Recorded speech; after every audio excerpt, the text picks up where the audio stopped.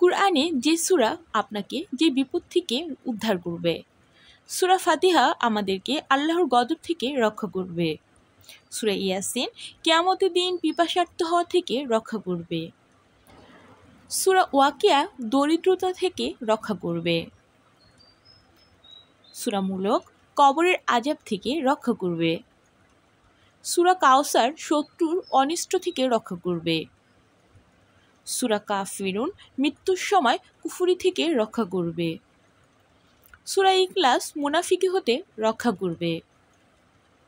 সূরা ফালাক হিংসুকের হিংসা থেকে রক্ষা করবে।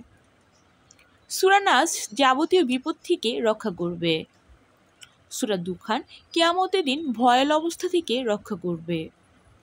এক আল্লাহর সত্যবাণী আল কোরআনই পারে সকল মুসলমানদের রক্ষা করতে।